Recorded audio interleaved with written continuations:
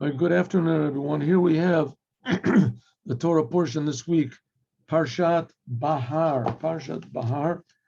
It's only one Torah portion. Some years we read it double, Bahar and BalHaturim, but this year we don't. It's separate because there's an extra month in this year, so we have to fill up all the weeks. There's 4 extra weeks, so we have to fill them up.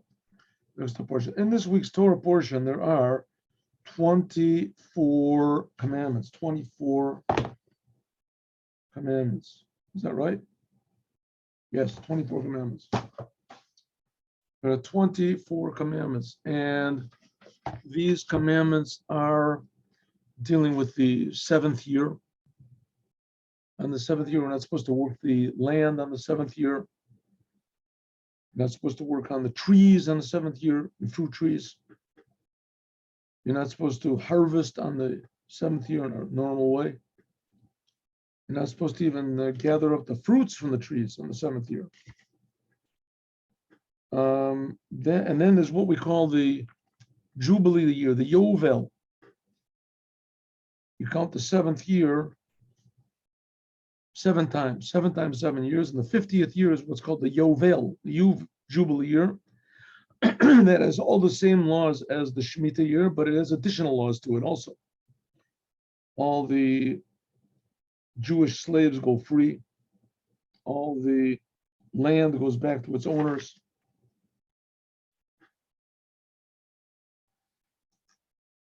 That the 50th year it begins on Yom Kippur of that 50th year. It's right after Rosh Hashanah of the 50th year. Shofar is sounded, and that's it. Everybody goes, the slaves go back home, etc. But the same laws as the Shemitah also are relevant. And there are also more laws in this week's Torah portion. And also the Levites, they get their 48 cities of the Levite cities. And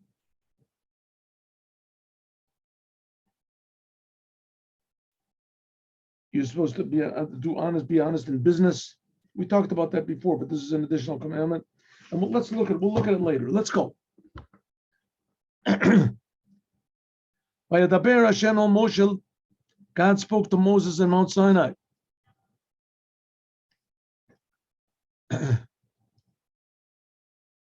And he said, lay more, and also to say over to the Jewish people.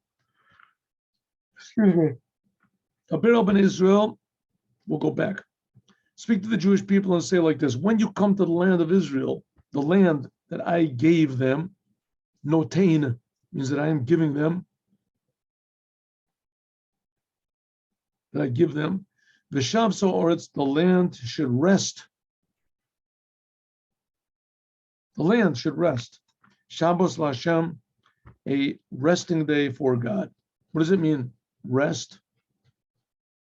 Sheish shanim means that 6 years you can plant your fields. 6 years you can work on your vineyard. And 6 years you can gather all of your crops. But on the 7th year is a resting day to God. What do you mean resting? That we already have Shabbat once a week. Then on Shabbat, that's people rest. This is a Shabbat for the ground. Agricultural things. Shabbos l'Hashem is a resting day for God. Saracha lo sizmor, your field. You should not sizra. You should not plant. Chanukah lo sizmor, and your vineyard you should not take care of. Your vines. The sefich ketzircha, things that grow on their own, don't cut. The grapes, don't gather. It's a resting day for God. And it will be a Shabbat or the earth will rest for you. For eating. What do you mean for eating? Anyone can eat from the ground. It doesn't belong to you anymore. There's details about these laws, but this is you and your servant and your maidservant and your worker and the non-Jew even that's dwelling there with you.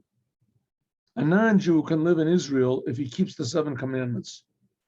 A non-Jew doesn't have to live in Israel. We don't have to let him live, but a non-Jew, only non-Jews that keep the 7 commandments of Noah are allowed to live in the land of Israel. Others are not allowed to live there. No idolatry in Israel. All the food is left free, open, available to everybody for your animals that are in the land. Everything, the food is to be eaten freely. And then it says, and you should do this 7-year period 7 times, 49 years, Teshav Arba'im Shana, and on the 50th year, you sound a shofar. On the 10th day of the month, on Yom Kippur, you should sound a shofar on the 50th year. Make holy the 50th year. And it should be a year of freedom. So we have 7 times at the end of each 7-year period. That's what's called a Shemitah. And then you don't work on the land. And then after the 7th Shemitah, there's an extra year, another year, a 50th year, 2 years in a row that you don't work on the land. Don't work on the land. Durar is freedom for the land of everyone who lives there. Each goes back to his land. It used to be in the time back then in Israel that there was the tribes, and the tribes had their land, and you could sell the land to someone else, but it went back to the person who sold it to you at the end of 50 years. So you could only sell land maximum 49 years, and then it came back to you. That was the way it was back then. Yovelhi, it's the Jubilee year. The 50th year will be for you. Don't plant, don't harvest, don't gather all of your grapes, because it's Yovel. 50th year, Jubilee year. From the ground, everyone can eat the produce. In this Jubilee year, Tashuvu Ishalchu, so everyone goes back to his land that belongs to him. Let's see, it goes back to your land. This, like I say, again, is only when the people had, the tribes lived in the land of Israel. I don't know, to tell you the truth, I don't know if that's going to be apportioned again. I'm sorry, at the time of the Mashiach. I'll have to look it up. I don't think so. Even though it says that the Levites will also receive a portion. I read that somewhere, but okay, well, remains to be seen. Let's go back to the first. Ready? Let's go.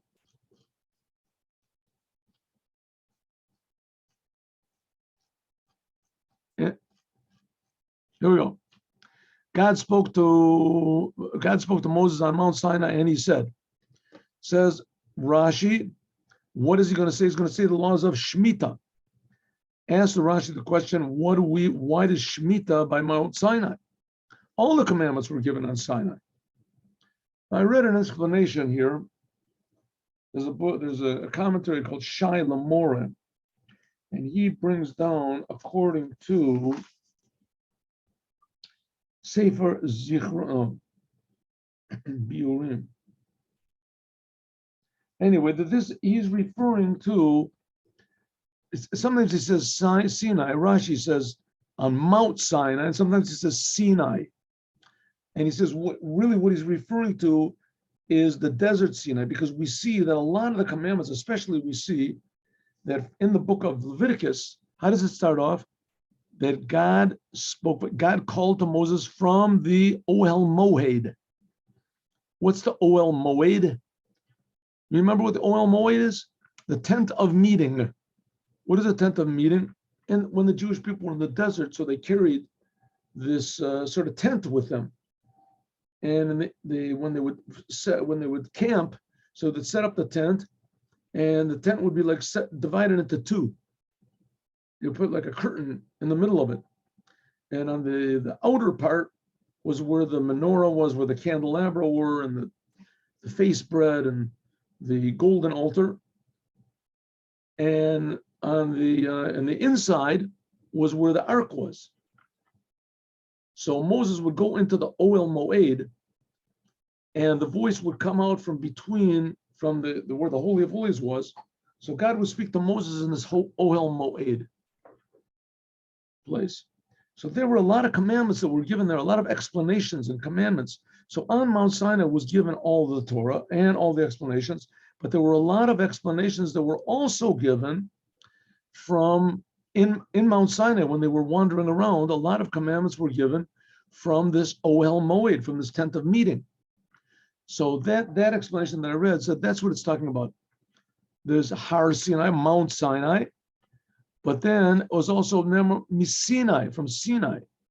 Okay, that's what he explains over there, that it works. Not everybody agrees with this, but in any case, in the first 40 years, the Jewish people were in the desert, they received the whole entire Torah, the revealed Torah and the written Torah, and the oral Torah.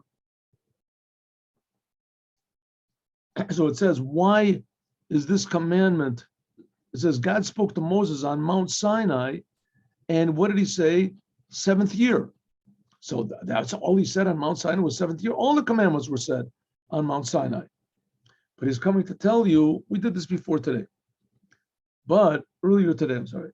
Ella Mashmita, just like this commandment of the 7th year, letting the land rest, was said in a general way and a specific way in Sinai, right? On Mount Sinai, or in the desert of Sinai. Anyway, all the details were given to every commandment.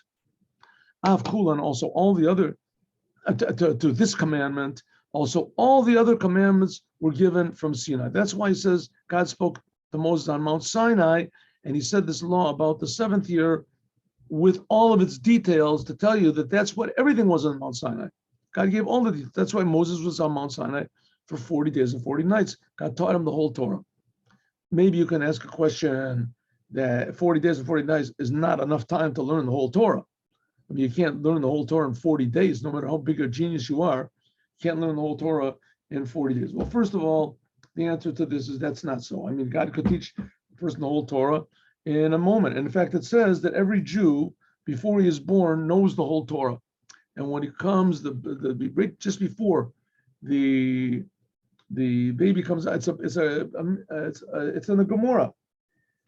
That right before it comes out, the angel hits him on the nose right here, where there's this little cleft between the under your nose, and makes him forget all the Torah.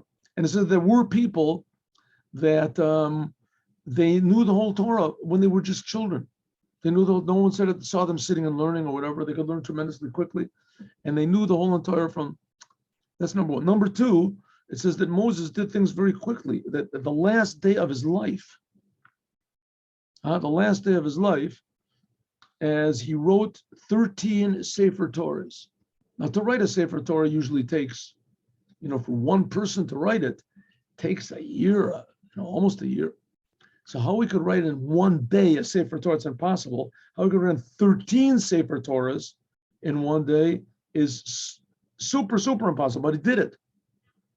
He did it. So it could have been that God taught the whole Torah to Moses on just Mount Sinai alone. But nevertheless, the Torah tells us that there were a lot of times, like I said right at the beginning of Leviticus, that God called to Moses from this tent of meeting, and he gave him, that was also in the desert, in the time they were traveling in the desert. Good. It seems to me that this is what it means, because we don't find that this law of Shemitah Karkalot was not in the book of Deuteronomy. Arvot Moav, the book of Deuteronomy, the 5th book of the Torah, Moses said just before they entered Israel. It's called Arvot Moav. We don't find this in Mishnah Torah, in the book of Deuteronomy. So we learn this, so the generalities and the details, they must have been said previously. That's what it comes and tells us, that yes, it's true that every single word that God, not only the commandment of the 7th year, but every single commandment that God gave on Sinai, it was all given with its details as well. And then God repeated it over again in what's called Deuteronomy. The whole thing Deuteronomy, I think in Latin or whatever language Deuto is in, is right, a duo and two. Deuteronomy is repetition of the Torah, even though it wasn't really a repetition of the Torah. If you look and see, there's a lot of new laws, a lot of laws, hundreds of laws that were given, hundreds maybe, in the book of Deuteronomy. in the book of Deuteronomy. Sure, there were hundreds of laws in the book of Deuteronomy, for sure. In Parshas Ki Tavo, Ki Teitze, alone is, I forgot already. Here, let me just have a look. In the book of Teitze alone is 73 commandments. So just in Teitze alone, so there's hundreds of commandments that are given just in the book of Deuteronomy alone. So it's telling you that all of them were given to Moses on Sinai, and they were explained in the whole course when they were in the desert, and then repeated again when they came right before entering Israel. And not just this was just the example. And if you learn with us, come and learn the talk that the Rebbe gave, Lubavitcher Rebbe gave, and it'll explain why God picked this commandment to show this general principle that all of the commandments were given with all their details as well. Why did God pick this commandment to show that? Okay. Nice big Rambam, which we're not going to be able to do. Bahar Sinai said God gave the commandments at Har Sinai. What did the Jews get at Mount Sinai? They got the 10 commandments. When they were at Mount Sinai, the Jewish people, they got the 10 commandments. That's what we celebrate on the holiday of Shavuot. It's going to be in another 30 days, something like that. The holiday of Shavuot. Another month. Then what did the Jews get in Mount Sinai? All they got were the 10 commandments. That's all they heard, were the 10 commandments. And then Moses gave them the 10 commandments. They heard, the 10 commandments from God. And 40 days later, Moses came down with the tablets and he broke them because they were worshiping the gold calf. So on Mount Sinai, what did they get the first time? They got the 10 commandments. So it says that's why this is talking about the 10 commandments. This part is talking about the 10 commandments. Why? Right next to, remember what we learned, the last thing we learned last week about this Jew that cursed in the name of Hashem. Remember we learned that? So we learned that's the Makalel. They took him out and they killed him. Because in Mount Sinai, what's this got to do with Mount Sinai? At Mount Sinai, they heard the prohibition of saying curses in God's name or cursing in God's name. Or cursing God's name, it's and when it's a third of the 10 commandments, and when this commandment came out of God, it said, don't take my name in vain. That says the whole world shook because it's such an easy thing to just say a word against God. What's the big problem? God forbid. No big problem. So it says you have to watch out for such a simple thing. The whole world shook. But nevertheless, and this person that we talked about in last week's Torah portion, he heard at Mount Sinai, don't curse, and he cursed. Also, like it says in Kedushim, the name, the 4-letter name of God was given the Kohanim. They gave it to their pupils once every 7 years. Therefore, it's in the beginning of this Torah portion, right? The name of God once every 7 years, right? The end of last week's portion talked about somebody who misused the name of God, said negative things about God. The name of God. Which name of God did he use? The name that was given once every 7 years. And here we have in this week's Torah portion talking about what happens once every 7 years, the Shemitah year. Okay. We have the OrHaChaim. The OrHaChaim HaKadosh says like this. Rabbi Chaim ben Atar. The BalHaturim is BalHaturim. Yaakov who wrote the Tur. The son of the Rabbeinu Asher, who wrote what's called the Rosh. Now we have to understand, why is Mount Sinai mentioned over here? Even though the rabbis say that to tell us like what Rashi said, that all the commandments were said in their generalities and their details on Mount Sinai, not just this, but it's coming to tell you that all of the commandments are like this one. They were all said the details, like we just said, like Rashi just said. But nevertheless, we can still ask a question. Why didn't we learn this? Elba mitzvah zu. Why only in this commandment of the Shemitah and not, for instance, the first commandment that was given, Anochi Hashem Elokecha, or the first commandment given to the Jews? sanctifying the month. Right? Say that all the details were given over there also. Why does it have to be on Mount Sinai? Or maybe the last commandment that God gave to the Jews, writing a Sefer Torah, right? That all the details were given there. And that'll learn on all the other commandments. Why pick out this sort of obscure commandment of the seventh year? This is the question the Rebbe asked in the Sikh we had today.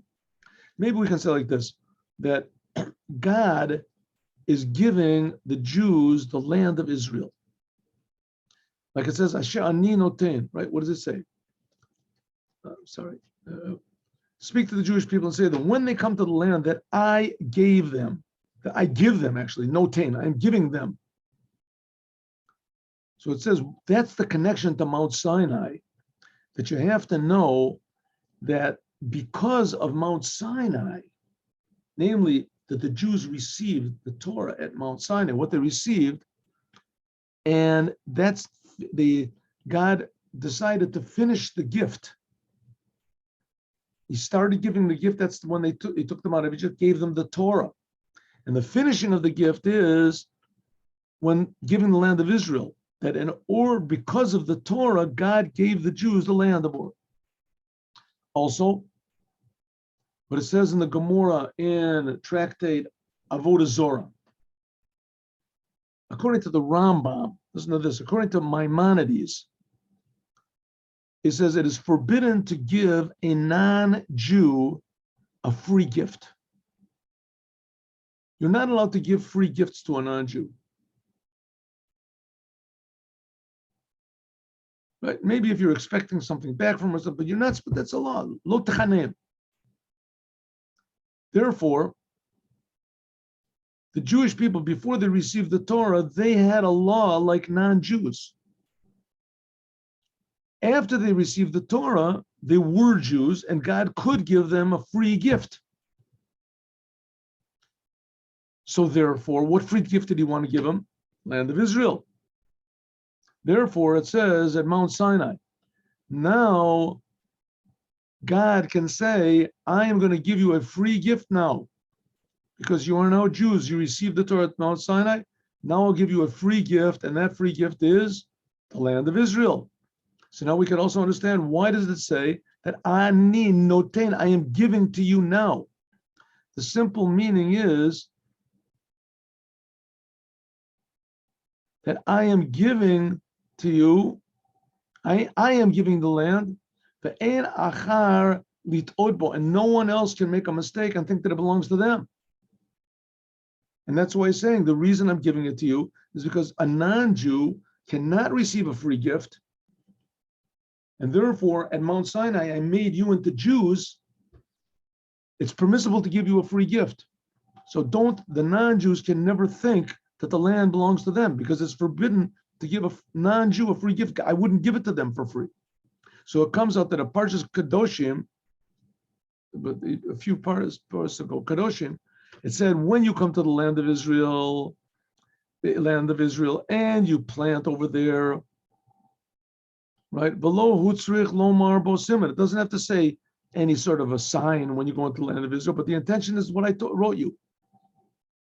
So now we can understand why it says about Mount Sinai, to tell you a binyan of to all of the whole Torah in this portion. In other words, because God gave the Jewish people, he made the Jews into Jews at Mount Sinai, so therefore he could give them all these free gifts, the land of Israel, and etc. Okay. Here's a Kli Ykar. Kli Ykar is always very interesting. Kli Ykar says, God spoke to Moses on Mount Sinai saying, and he asked the same question. Why do we have to say, what did God say on Mount Sinai? The mitzvah of Shemitah, the 7th year. That's all God said on Mount Sinai. Korov Lishmoa says it seems to me, in other words, Moshe, that when Moses went to Mount Sinai, after he counted 7 weeks, the Jews counted 7 weeks, 49 days, right? That's Sfirat Omer. They counted all these 49 from Passover until Atzeret. Until Atzeret is the day when they received the Torah. That's called Atzeret, Shavuot.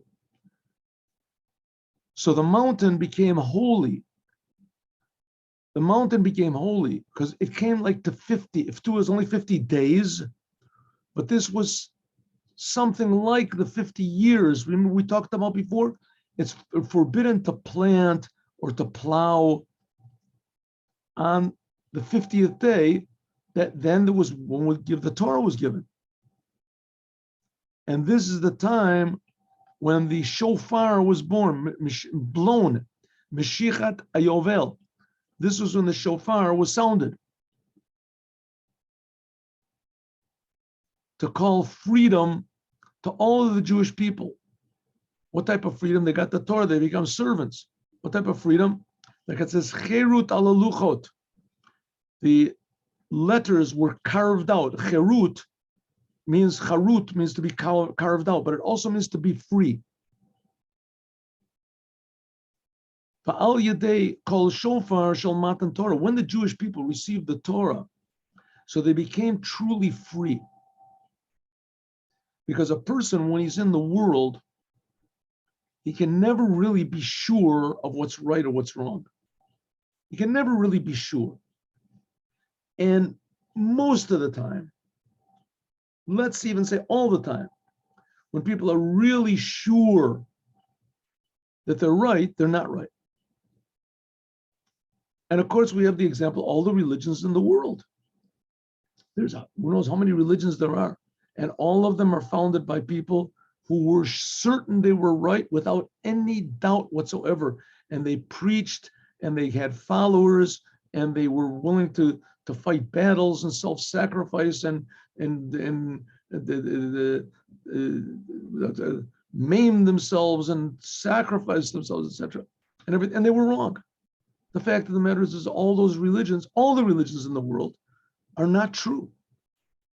They have a little, all of them have a little small amount of truth in them, spirituality, but in fact, they're not true. The only time God ever spoke to a whole nation and told them exactly what he wants was on Mount Sinai. That's certainty. Then a person becomes free. When a person knows really what's right and what's wrong, then he becomes free from doubt.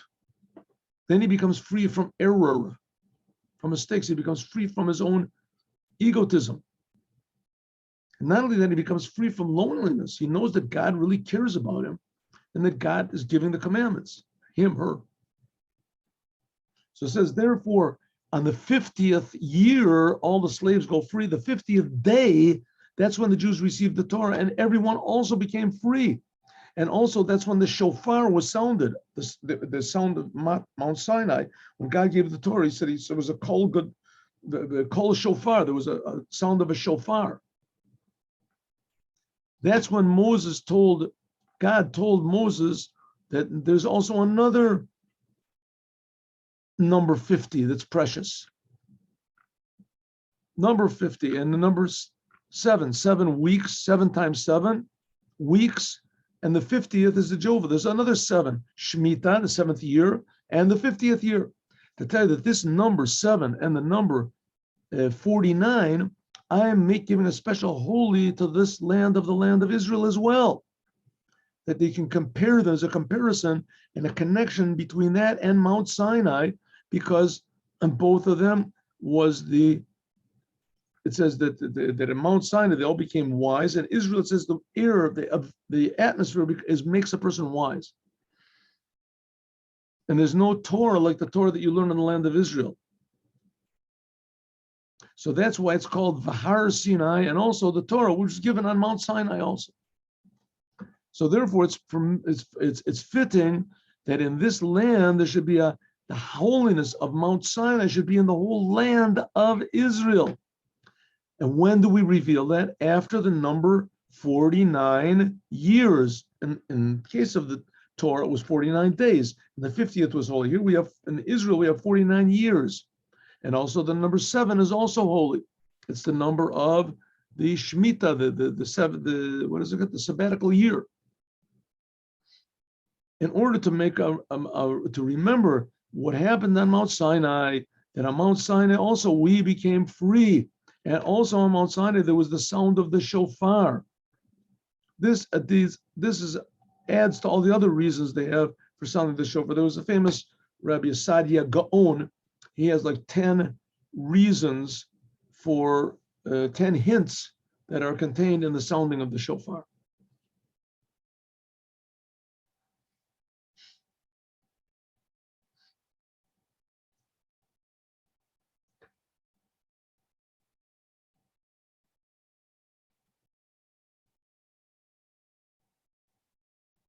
Here, the Datzakanim, he says sort of the opposite of what I said in the beginning of this class that I brought from this book called Shai Lamora. And she brings down that when it says Har Sinai, he said, what I said before, it means Har Sinai, and also it says Sinai, it means the desert. Here, the Datzakanim said that all of the Torah portions were given in the Ohel Moed. All from Vayikra on, it says they were all given in Ohel Moed. That's the whole book of Vayikra. The whole book of Leviticus says that God called to Moses from the Ohel Moed, from the tent of meeting. And all of them are relevant to also they're all relevant to the tent of meeting, in other words, to the holy temple, like the sacrifices and the Metzorah and all the other impurities, they have to go to the temple. All the Kohanim, the Levim, they have to go to the Ohel Moed, to the temple. These two Torah portions, Bahar, Sinai, and Chukotai, the Chukotai is right in the end. That's the portion after this. They are not relevant so much to the tent of meeting and not to the Kohanim. Therefore, it says Mount Sinai, but nevertheless, it says on Mount Sinai. But nevertheless, there is why. So why does it appear, if so, in the book of Leviticus, which the whole book was said in the tent of meeting? If these two Torah portions are exceptions, why put them here? Put them somewhere else. Why? Because they're talking about the 7th year and the 50th year, and they're talking about also gifts that were given to the Kohanim, and that's relevant to the laws of the Kohanim. That they are also become holy. These are holy years, like the Jubilee year and etc. And the shofar. These are holy years, just like Aaron and the Kohanim. They also sound the shofar. Therefore, it's written here in this book of that's Sinai. Okay. This is sort of the opposite of the opinion of what I had before, but there's 70 faces of the Torah. So if there are conflicting opinions in the Torah, that's exactly what God wants. There should be conflicting in the Torah, as long as the people who say them are genuinely God-fearing people that want to encourage the commandments of the Torah. Let's go. Daber b'nei Israel, speak to the Jewish people and say to them, when you come to the land of Israel that I give to you, that the land should rest, a resting for God. What does it mean, resting for God? Rashi says, Shabbat l'shem Hashem, for the sake of God. Like it says, b'Shabbos Bereshit, just like it says on the creation of the world. We'll learn about this in the Sikha of the Rebbe also. But it says that should rest for the sake of God, and then it says after this, it says 6 years you should work on your field, 6 years, and you should plant, and in the 7th year you rest. So it seems that this is also for the sake of God. This whole entire business should be the sake of God, and that's what we learned, that even the mundane things that you do should also be for the sake of God, and this is what we're going to learn, God willing, tomorrow. We'll continue tomorrow. Let's learn Pirkei Avot. We were learning Pirkei Avot. And let's go to Pirkei Avot here. Let's turn this off for 1 minute. 1 minute.